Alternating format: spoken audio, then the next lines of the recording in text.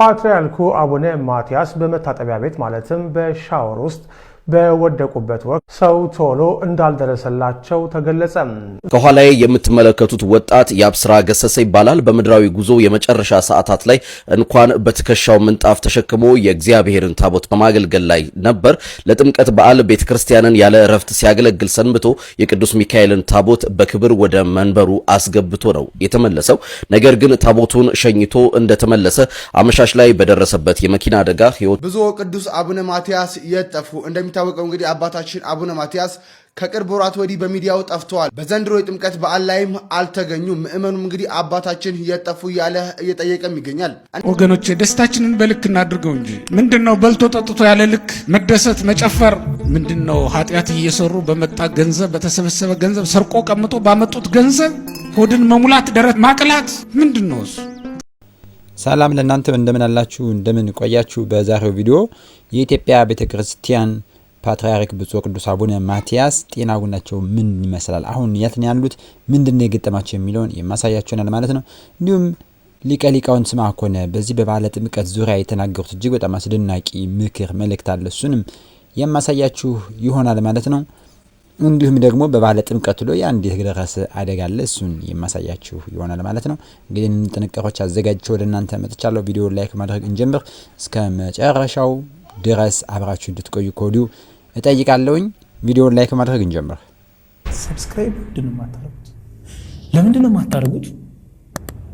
አሁን ማርኩ። ትናንትና በሰራሁላችሁ ቪዲዮ ላይ ይሄ በምስሉ ላይ የምትመለከቱት ወንድማችን ከበሮ እየመታ ታይቶ በበዓለ ጥምቀት እጅግ በጣም አነጋጋሪ የሆነ አስደናቂ ቪዲዮ ሆኖ ነበረ። ይህን ወንድማችንን አግኝተውታል። ከሚተኛበት በረንዳ ላይ ከወደቀበት ከጎዳና የሚያደርበት ላይ አግኝተውት ምን አይነት ነገር ማን ነው ይህ ሰው ምንድነው የሚለውን እስኪ ያሳያችኋለሁ። ዛሬ ይህን ቪዲዮ እንመልከት። يصوى من جليلا أنست ومن السماء قصة ملائكة بلاليت أهود بتنساه كما يكونوا وسمعت أمني بجزي موتا ستقوى كوكها أبناوي ومكاور كساتا وأتو مرسو يسيس الحانية برتلي ما نصنو إياسون زي أتلو على يا مزبرناك أبناوي سبعتا كرامات ومكاور كساتا በቀደመ ህይወቱ ዲያቆን የነበረ ሰው ቆጣ አካባቢ ተወልዶ ያደገ በዛ ያገለግል የነበረ ወንድም እንደሆነ ተናግሯል ማለት ነው። እንግዲህ እንደምትመለከቱት ወንድሞች ካገኙት በኋላ ልብስ ጫማ ገዝተውለት በዚህ መልክ የተንከባከቡት ይገኛሉ። እጅግ በጣም ደስ ይላል። ይሄን ላደረጋችሁ ወንድሞች ክብር አለን። እግዚአብሔር በወጣችሁ ተካ እግዚአብሔር ይስጣችሁ ማለት ነው። ዳለን ዛሬ እንግዲህ የዓመት ቅዱስ ቂርቆስ ነው። ከየለጣ ጋር ቅዱስ ቂርቆስ ነው። ሁላችሁም እንኳን ለጻኑ ቅዱስ ቂርቆስ ሰማዕት በሰላም አደረሳችሁ። እስኪ ይህንን ቪዲዮ እንየው። በሰማዕትነቱ በጣም ብዙ ልጆችን አፍርቷል። ደጁ መጥቶ ለተማጸነው ጸበሉን የጠጣና ከመቅደሱ ያስቀደሰ ሁሉ ቅዱስ ቂርቆስ የሚለውን ስም ከአንደበቱ ለይቶት አያውቅም። ብዙዎች በሱ ይተማመኑበታል። ለብዙዎችም በምልጃው ደርሶላቸዋል። ቅዱስ ቂርቆስ ድረስልኝ ብሎ ለተማጸነው ሁሉ የሚደርስ ደግ አባት ነው። ጥር 15 ቀን የታላቁ ሰማዕት የቅድስት ኢየሉጣ ልጅ የቅዱስ ቂርቆስ ዓመታዊ መታሰቢያ ዕለት ነው። እንኳን በሰላምና በጤና አደረሳችሁ። ዘመኑ ዘመነ ዲዮቅልጥያኖስ ነው። ዲዮቅልጥያኖስ ደግሞ በሮም ከነገዙ ክርስትና ጠል ከሆኑ ንጉሠ ነገሥቶች መካከል አንዱ ነው። አብያተ ክርስቲያናት ይዘጉ፣ አብያተ ጣዖታት ይከፈቱ ብሎ ክርስትናን በአዋጅ ደረጃ ወንጀል እንዲሆን ያደረገ ብዙ ክርስቲያኖችን የጨፈጨፈ ለብዙ ክርስቲያኖች መጥፋት ምክንያት የሆነ ነው። ታዲያ በዚያን ወቅት ንጉሥ የነበረው አገረ ገዢው ንጉሥ እስክንድሮስ ጣዖታትን ያሰግድ ነበር። በዚያ ወቅት ታዲያ ሁሉም ሲሰግዱ የቅዱስ ቂርቆስ እናት ኢየሉጣ አልሰገደችም ነበር። ይሄን በማየቱ እጅግ ተበሳጨ ንጉሱ። እንድትሰግድም አስገደዳት። እርሷ ግን ዓለማትን ለፈጠረ ለእግዚአብሔር ብቻ እንደምትሰግድ በንጉሱ ፊት መሰከረች። በኋላም ልጇ ምስክር ሆኖ መጣ። ቅዱስ ቂርቆስ ከእናቱ በላይ ጽኑና ልቦና በመንፈስ ቅዱስ እሳትነት የጋለ ነበር። ከሕፃኑ አንደበት የሚወጡትን ቃላት ንጉሱ በሰማ ጊዜ እጅግ ደነገጠ። ያ ብላቴና ዓለማትን ለፈጠረ አልፋ ኦሜጋ ለሆነ ዘላለማዊ ንጉስ የሁሉ አባት ቅዱስ ቸር ንጉስ ለሆነ ለእግዚአብሔር ብቻ እንደሚሰግድ በንጉሱ ፊት ሳያወላውል መሰከረ። ንጉሱ በጣም ስለተበሳጨ ሰራዊቶቹን እሳት እንዲያነዱና በዚያም በሞት ሊያስፈራራቸው አሰበ። ሰራዊቶቹም እሳት አነደዱ። በጊዜው ትልቅ የተባለ ውሃ የሚያፈሉበትን ጋን አመጡ። በዚያ ውስጥም እስከ አፉ ድረስ ውሃ ሞሉበት። ለቀናትም ያህል ውሃው ሲንተከተክ ገድሉ እንደሚናገረው 15 ክንድ ያህል ወደ ላይ ከፍ አለ ይላል የእሳቱ ግለት። ወደዚያ ስፍራም ሕፃኑን ቂርቆስንና እናቱ ኢየሉጣን ሊከቷቸው ባሉ ጊዜ እናቱ ኢየሉጣ ፍርሃት ያዛት፣ ወደ ኋላ ልትሸሽም አለች። ያ ብላቴና ግን እንዲህ ነበር ያላት፣ እናቴ ሆይ በርቺ፣ ጠንክሪም፣ አንዳችም አትጨነቂ። እነዚያን ሶስቱን ሕፃናት አናንያ፣ አዛርያና ሚሳኤልን የረዳ መልአክ እኛንም ይረዳናል ብሎ እናቱን አጸናት። ወደዚያ ፍል ውሃም በከተቷቸው ጊዜ የታሰበው ነገር ሳይሆን ቀረ። የራማው ልዑል ቅዱሱ አባት መጋቢ ሐዲስ ፈጥኖ የሚደርስ ቅዱስ ገብርኤል ከእሳቱ መካከል ገብቶ የተጣሉበትን ያንን ፍል ውሃ አብርዶ ከመከራና ከሕማም ታደጋቸው። ይህን ጊዜ ታዲያ እነዛ ንጉሱና ሰራዊቱ ያሰቡት እንዳልሆነ ባዩ ጊዜ እጅግ ተበሳጩ። በሕፃኑ ቂርቆስም በሰውነቱ ላይ ብዙ መከራ አደረሱበት። በዓይንና በአፍንጫው ላይ መራር የሆኑ ጨውና የሚያቃጥሉ እጽዋትን ሁሉ አደረጉበት። በዚህም ሳያበቁ ብረት በእሳት እየጋሉ ጭምር ሰውነታቸውን ይተኩሱ ነበር ይላል። በዚህ ሁሉ ግን ወደ ኋላ አላሉ። ክርስቶስ ከእርሱ ጋር የሆነለት ሞትን አይፈራም። ቅዱስ ዳዊት አንተ ከኔ ጋር ነህና ክፉን አልፈራም እንዳለ፣ በኋላ ግን በመጨረሻ ጥር 15 ቀን ሕፃኑ ቂርቆስ፣ ጥር 16 ቀን ደግሞ እናቱ ኢየሉጣ በሰማዕትነት አርፈዋል። ከዚህ ቅዱስ አባት ፈጥኖ ደራሹ ሩሩ ከሆነው አባት በረከት ረድኤቱን ያሳትፈን።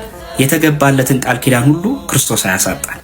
አሚን። ከሰማዕቱ ከቅዱስ ቂርቆስ ረድኤት በረከት ዋጋ ከፋይ የሆነ አምላካችን ለሁላችንም ዋጋ ይክፈልን።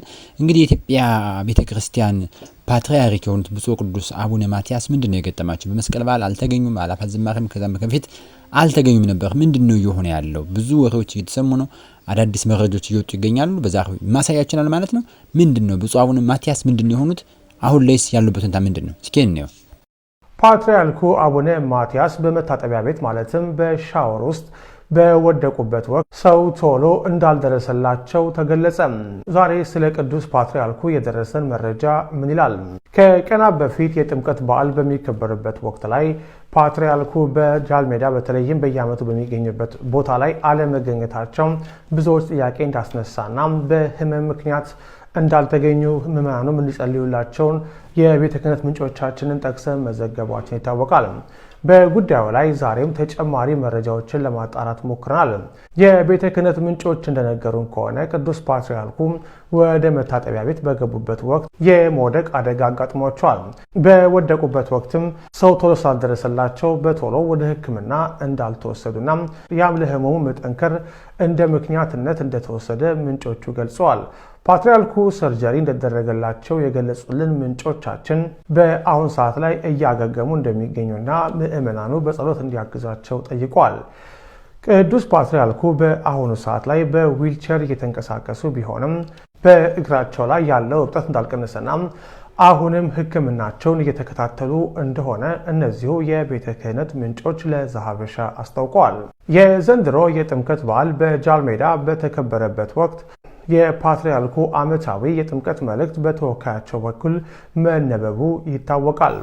ለብፁዕ አባታችን እግዚአብሔር ምሕረቱን ይላክ እያል ሁላችንም እንጸልይ። ምሕረቱን እንዲልክም በኮሜንት ላይ ምሕረቱን ይላክ ምሕረቱን ላክ እያል እንጻፍ ማለት ነው። እግዚአብሔር ይማራቸው። እንግዲህ ዋናው ጥያቄ ግን የሚነሳው እዚህ ጋር ነው። እንዴት ብፁዕ አቡነ ማትያስን የሚያክል የኢትዮጵያ ኦርቶዶክስ ቤተክርስቲያን የመጨረሻው ማዕረግ ላይ ያሉን አባት መታጠቢያ ክፍል ላይ በገቡበት ጊዜ ብቻቸው እንዴት ሆኑ? አቡነ ቀሲስ የተነበሩ ወይም ደግሞ መታጠቢያ ክፍል ላይ በፍጥነት ያልደረሱላቸው ምክንያት ምንድን ነው?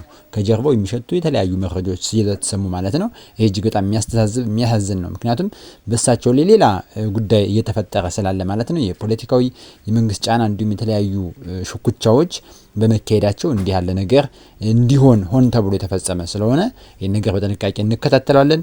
አሁንም ደግመን ግን ለብፁዕ አባታችን እግዚአብሔር አምላክ ምሕረቱ እንዲልክላቸው እንመኛለን።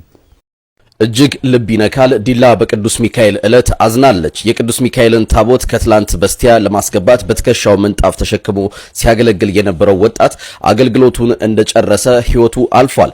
ከኋላዬ የምትመለከቱት ወጣት የአብስራ ገሰሰ ይባላል። በምድራዊ ጉዞ የመጨረሻ ሰዓታት ላይ እንኳን በትከሻው ምንጣፍ ተሸክሞ የእግዚአብሔርን ታቦት በማገልገል ላይ ነበር። ለጥምቀት በዓል ቤተክርስቲያንን ያለ እረፍት ሲያገለግል ሰንብቶ የቅዱስ ሚካኤልን ታቦት በክብር ወደ መንበሩ አስገብቶ ነው የተመለሰው።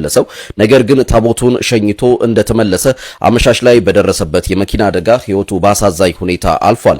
ደከመኝ ሰለቸኝ ሳይል ሲያገለግል የነበረው ይህ ወጣት ቤተክርስቲያን ግቢ ውሎ ከቤተክርስቲያን ደጅ እንደወጣ ወደ ሰማይ ቤት ተጠርቷል። በአገልግሎት ላይ እያለ ማለፉ ለቤተሰቦቹ ትልቅ መጽናኛ ይሁን፣ ዋጋው በሰማይ ትልቅ ነው። ለወንድማችን ነፍስ ይማር፣ ለቤተሰቦቹ ደግሞ ጽናትን ይስጥልን። የዘንድሮ በዓለ ጥምቀት በተለያዩ ስፍራዎች የተለያዩ አደጋዎች እጅግ አስደንጋጭ ያልታሰቡ አስደንጋጭ ድንገተኛ አደጋዎች ተከናወኑበት ተፈጸሙበት ሆኖ አልፏል።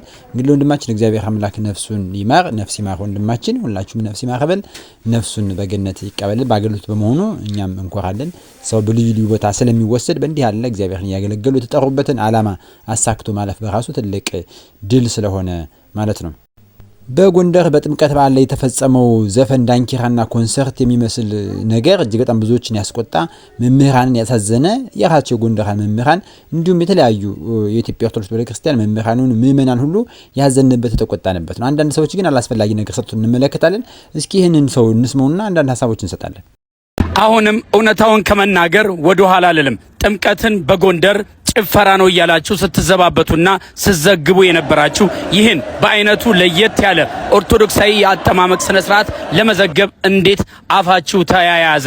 ይህንንስ በአራቱም አቅጣጫ የመጡ ኦርቶዶክሳውያን ታቦታቱን በዝማሬ አጅበው ልክ እንደዚህ ሲሄዱ ይህንንስ ለመዘገብ እንዴት ተሳናችሁ? በቀናነት አስባችሁ ይህ ስርዓት ልክ አይደለም የሚስተካከል ያላችሁንን ለማስተካከል እንሞክራለን። በ12 የሚካኤል ቀን ግን ይህ ቦታ የሰርክል ቦታ እንዲህ በዝማሬና በምህላ አምሮበት ደምቆ በኦርቶዶክሳዊ ስነ ስርዓት አምሽቷል። በቀናነት መዘገብ ሲገባችሁ አንዳንዶች በጎንደር ጥላቻ ወይም የራሳችሁን ፖለቲካ ለማራመድ ስትሉ ግን እማይሆን ነገር እየሰራችሁ ስለሆነ ከድርጊታችሁ እንድትቆጠቡ እላለሁ። በቀጣይ ዓመት ግን ይህን ነገሮችን ማስተካክለን በሚያምር ኦርቶዶክሳዊ ስነ ስርዓት የጥምቀት በዓል በጎንደር እንዳማረበት ይቀጥላል። በበዓለ ጥምቀቱ ላይ በጎንደር የተፈጸመው ነገር ጎንደርን የማይመጥን ጎንደርን የማይወክል ነገር ነው የሚሉ ብዙ ሰዎች መረጃ ወጡበት፣ ብዙ ቪዲዮ የሰሩበት፣ ብዙ መምህራንም ሀሳባቸውን የገለጹበት እነ ዲያቆን ዮርዳኖስ ሳይቀሩ እዛው ጎንደር እነ እዝራ አዲስ ያዘኑበት መልእክት ያስተላለፉበት እየያሉበት ጉዳይ ነው እና ወንድማችን ቢኒያም እንዲህ ተመልክቶ ተመልሶ መጥቶ እንግዲህ ማህበረ እስጢፋኖስ ላይ ያለው ወንድም ነው። ማህበረ እስጢፋኖስ እንደሚታወቀው በአንድ በኩል ዘፋኝ በአንድ በኩል መዘማር ሆኖ የሚቀርብ ማህበር ነው። እጅግ ያሳዝናል። እንዲህ ያለ ልምምድ ውስጥ ያስገባም አንዱ ይሄ ነው ብዬ አስባለሁ። ወንድማችን ቢኒያም እንግዲህ ዘፈኑን ለማጣጣልና ሌላ ነገር ነው ያን የተመለከተውን ምህላ የተመለከተውን መዝሙር የአምልኮ ስርዓትን ማድንቀናል። ሁሉም እናደርገን ነው ከጎንደር ስለሚጠበቅ ነው ይህንን ያልነው። ሁሉም ሰው የተናገረ ያለው ከጎንደር የማይጠበቅ ነገር ስለሆነ የምትታወቀው ጎንደር በምህላዋ በምስጋና በዝማሬ ስለሆነ እና ቢኒያም ባንድ ወቅት ሐዋሳ ገብርኤል ላይ ዘፈን ተዘጋጅቷል፣ ጭፈራ ቤት ተዘጋጅቶላችኋል ኑና ዘፈኑ ሲባል ተቆጥቶ የተናገረውን እስኪ ላስታውሳችሁ። መላው የኦርቶዶክስ እምነት ተከታዮችን ይቅርታ መጠየቅ እንፈልጋለን። ምክንያቱም ያደረግነው ነገር እኛ ሳይመስለን ያልሆነ ቪዲዮ ሰርተናልና እንግዲህ እንደሰማችሁት ነው። ባለፈው መላው ኦርቶዶክሳውያንን ያስቆጣ በሐዋሳ የሚገኘው ግራንድ 5 ስታር ክለባቸውን ለማስተዋወቅ ሲሉ ወደ ሐዋሳ የሚመጡ ኦርቶዶክሳውያን ምዕመናን ላይ የማይሆን ማስታወቂያ ሰርተው ነበር። ቢኒያምን እንግዲህ እንደሰማችሁት ሐዋሳ ገብርኤል ላይ ተቆርቋሪ አዛኝ ቅቤ አንጓች መስሎ እየየ ሲልና ቪዲዮ ይቅርታ እንዲጠየቅ እንዲጠፋ ሲያደርግ የነበር ሰው ነው። ለምንድን ነው ቢባል ሐዋሳ ላይ 5 ስታር የተባለው ክለብ ዘፈን አለ፣ መጠጥ አለ፣ ሴቶች ተዘጋጅተዋል፣ ኑና እንደንክር፣ እንጨፍር፣ እንዝፈን። ሐዋሳ ገብርኤል ለመጣችሁ ቤታችን አይታችሁ ሳትዘፍኑ ሳትጨፍሩ እንዳትወጡ የሚለውን የሰሩትን ቪዲዮ ተቃውሞ ይሄንን ብሏል ማለት ነው። ጎንደር ላይ ሲሆን ግን ሌላ መንገድ አስዞ ሌላ ትርጉም መስጠት ተገቢ አይደለም። ይሄ በጣም ምን አይነት ባንዳፍ ሁለት ምላስ እንደሆነ የሚያሳይ ነው። አሁንም ትናንትናም የሐዋሳ ላይ ሲነገር የነበረው በዓሉን ላክብር ነው ኦርቶዶክሳን የሚመጡ እንጂ ዘፈን ሊዘፈን አይደለም ብለን የተቃወም ነው። ዛሬም ጎንደርን በዓለ ጥምቀቱ ታቦትን የሚያል ነገር ይዘን ወጥተን ዘፈን ዳንኪራ አይገባም ነው የተባለው። ሌላ ትርጉም መስጠቱ በራሱ ያሳዝናል። አንተን የሚያስገምት ይሆናል። እንዲህ ከላይ ሆኖ የሚጨፍሩት ሆዳቸው አምላካቸው ሆዳቸው የሆነባቸው ስለመንፈስ ህይወታቸው ምንም አይገዳቸው የህንጻው ባለቤቶችም ቢሆኑ ማለት ነው። ቅድስት ቤተክርስቲያን ምን አይነቱን የታለይቱን ምን አይነት ጭንቅላይቱን ያልገባቸው በዓሉን በምን አይነት መልኩ ማክበር እንዳለባቸው ያልተረዱና አላዋቂዎች ቅዱስ ሆሴዕ እንደተናገረው ህዝብ እውቀትን ከማጣት የተነሳ ጠፍቷል ብሎ የተናገሩት ትንቢት የተፈጸመባቸው እውቀት ሳይኖራቸው እውቅናን ያገኙ ሰዎች ሲሆኑ ከታቹን የሚጨፍሩት የሚጸሉት ደግሞ የነዚህ አምላኪዎች ሆኑ ሰውን የሚያመልኩ ስለ ቅድስት ቤተክርስቲያን ማይጨንቃቸው በዚህ የጥምቀት በዓል እንኳን ቅዱስ ፓትርያርካችን ምንም አይነት መግለጫ አልሰጡም፣ ምንም አይነት መልእክት አላስተላለፉም ብሎ እንደመጨነቅ አንድ ተራ ቲክቶከር መጣ ብሎ እንዲህ አገሩን ከቦ መስፈንና መዝለል ልክ የሚመስለው ያላወቀ መማር የማይፈልግ ቤተክርስቲያን አላስተምር አባቶች ዕለት ኑና አስተምራችሁ ሲሏችሁ መማር አንፈልግም ብለው የትም ከርመው አሁን ለጥምቀት ተሰባስበው የሀገሩን ወጣቶች የሚያሰድቡ አባቶችም ቤተክርስቲያንን የሚያስነቅፉ ሰዎች ናቸው። እንዲሁም ደግሞ በዚህ የጥምቀት በዓል ላይ ስርዓቱን ትታችሁ እንዲጨፍሩና ሲዘሉ የነበራችሁ ሰዎች ይሄን ማወቅ አለባችሁ። ቅዳሴያችን ላይ ምን ይላል? ስለ በረከት ፈንታ መርገምን፣ ስለ ስርየተ ኃጢአት ፈንታ ገሃነመ እሳትን ከእግዚአብሔር እጅ ትቀበላላችሁ።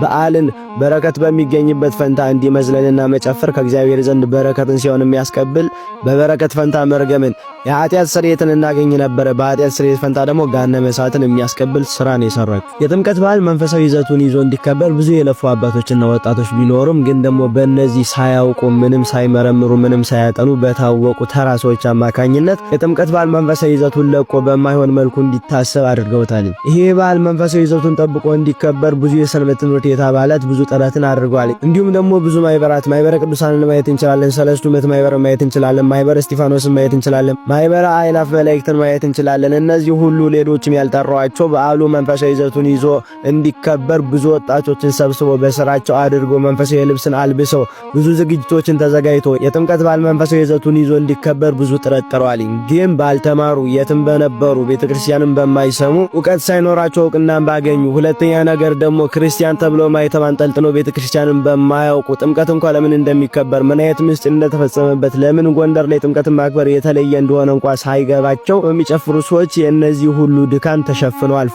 ግን ደግሞ በ11 ይህንን ተግባር ይህንን ጭፈራ ቢፈጽሙም የሰንበት ትምህርት ቤት አባላት እንዲሁም ደግሞ የሰንበት ትምህርት ቤት አንድነቶች መርሃ ግብር በማዘጋጀት መጨረሻውን የጥምቀት በዓል በ12 ምሽት ላይ እንዲህ ባለ ሁኔታ እንዲከበር አድርገውታል። ሁላችሁም ለዚህ ስራቸው እንድታመሰግኗቸው በኮሜንት ሐሳባችሁን እንድገልጹላቸው ፈልጋለሁ። ስለዚህ በሚቀጥለው ዓመት ጭፈራ አይኖርም። በዚህ አይነት መልኩ በሰንበት ትምህርት ቤቶች አንድነት እንዲሁም ሌሎች ማህበራትን አካተን በዝማሬና መንፈሳዊ ይዘቱን በጠበቀ መልኩ ጥምቀትን እናስኬዳለን።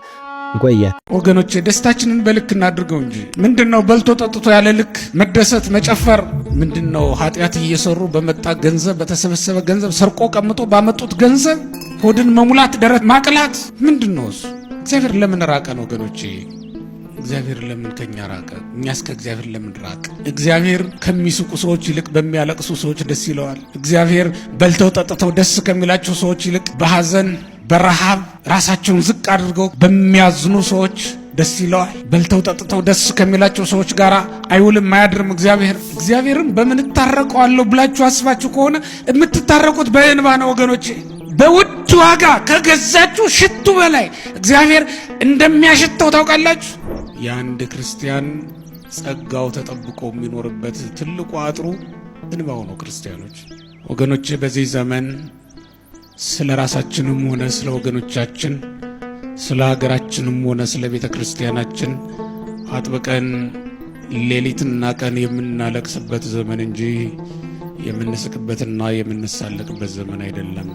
ቃለ ሕይወትን ያሰማልን። እንግዲህ እንደ ሀገር ብዙ መከራ እየደረሰብን ያለ ጦርነት፣ ከጦርነት ላይ ድህነት፣ ብዙ መፈናቀል፣ ስደት፣ ሞት፣ ብዙ ደስ የሚሉ ነገሮች እየተመለከተ ያለንበት ከሀገር በላይ ደግሞ እንደ ቅድስት ቤተክርስቲያን ብዙ ሞትና መከራ፣ መፈናቀል፣ መሰደድ፣ ግድያ የበዛበት ሀገርና ቤተክርስቲያን ይዘን በዚህ መልኩ ዳንኪራና ጭፈራ፣ ዋይታ፣ ሳቅ፣ ጨዋታ፣ ቧልት የማይገባ አይደለም። ከዋዘኞች ወንበር ተነስተን ልናለቀ ስለ ቅድስት ቤተክርስቲያን ልንጸልይ ይገባል እንጂ በዚህ ልክ ተሰባስቦ ያውን በዓለ ጥምቀት በሚከበርበት ምህላና ጸሎት በሚደረግበት ስፍራ ላይ ወንጌል በማይገልጠው መልኩ ወንጌል ባልሆነ የኦርቶዶክሳዊ ስርዓት ባልሆነ መልኩ ዘፈንን መስራት መዝፈን ዳንኪራ መጨፈር በልዩ ልዩ መንገድ በየትኛውም አግባብ አያስኬድም። አዋሳም የተደረገው ስተት ነው፣ ጎንደርም የተደረገው ስተት ነው ብለን የምንናገረው ለዚህ ነው። ስለዚህ ከዘፈን ወጥተን ቅድስት ክርስቲያን አሁን ያለችበትን አዎንታዊ ሁኔታ ልንረዳ ይገባል ማለት ነው። የአላፋት ዝማሬ እንዲቀር ብዙዎች ሲታገሉ የነበረ እኮ ቤተክርስቲያን መከራ ላይ ስደት ላይ ናት፣ ሞት እንግልት እያለ እንዴት ነው ነጭ ለብሰን የምንዘምረው? ያን ጭራሽ ከዝማሬ ወጥቶ ደግሞ ዘፈን ሲዘፈንባት ምን አይነት